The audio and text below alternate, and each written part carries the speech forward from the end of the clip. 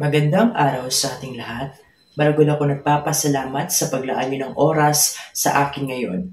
Ako si Oliver P. de Guzman, naway maging handa ang iyong tenga sa pakikinig sa aking talumpati patungkol sa pinagmagatang Lunas sa Madilim na Kahapon. Marami sa atin ang nakakaranas o nagdudusa ng pakiramdam na nawawalan tayo ng pag-asa at pag-aalinlangan na magpatuloy sa ating buhay at kung paano mawala ang nakakalasong karamdaman sa ating katawan.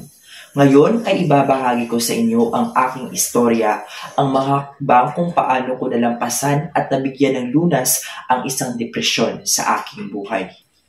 Pero ano nga ba ang depresyon? Ang depresyon ay isang seryosong sakit na medikal na sasangkot ang utak. Ito higit sa pakiramdam na pagkalumbay o pagkalungkot ng isang tao. Sa karagdagan, ang depresyon ay kilala bilang mood disorder na nagsasanhi sa paulit-ulit na pakiramdam ng kalungkutan at pagkawala ng interes sa anumang bagay.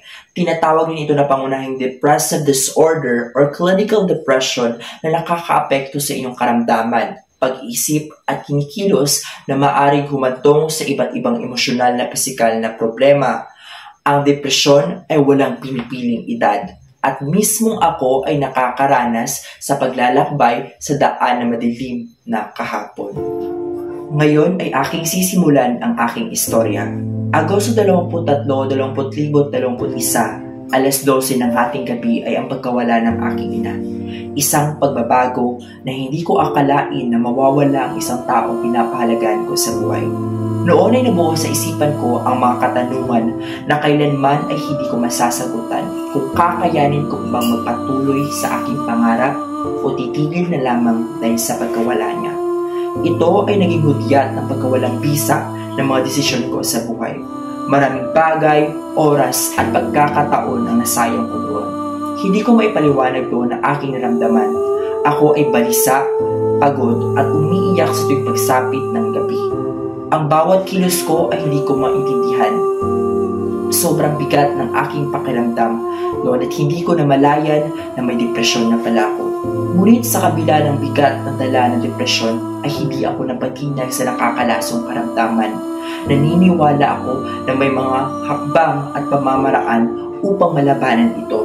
Kaya ngayon, sa lahat ng mga nakikinig, gusto kong ibahagi sa inyo ang mga iilang paraan kung paano ko nalampasan at maaring mawala ang depresyon sa aking buhay.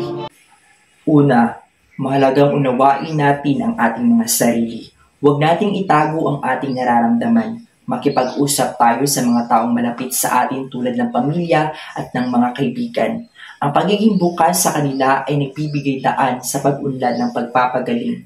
Pangalawa, huwag tayong matakot humingi ng tulong mula sa mga profesional na tao tulad ng mga doktor at psikologo dahil sila ay may sapat na kaalaman at kasanayan upang gabayan tayo sa proseso ng paghilom ng ating nararamdaman. Hindi ito isang palatandaan ng kahinaan, kundi ito isang tapang na harapin ang lahat ng mga problema at hamon mo sa buhay. Pangatlo, ang pinakamalaga ay ang pag-alaga sa ating mga sarili. Hindi natin kailangan maging perpekto. Ang pagtanggap sa ating sarili kasama ang lahat ng ating kausayan ay isang hakbang patungo sa pagbabalik ng ating kasiyahan. Subukan natin ang mga bagay na nagbibigay sa atin ng kasiyahan. Isipin natin ang ating sarili. Mahalin natin ang ating mga sarili. Ang bawat isa sa atin ay may kakayahan na baguhin ang takbo ng buhay sa makabuluhang pagkiral. Hindi natin kailangan mag-isa sa laban na ito at sa pagtutulungan ay malalampasan natin ito. Kaya ikaw na nakakaranas ng depresyon, kailan mo sisimulan bigyan ng lunas ang madilim na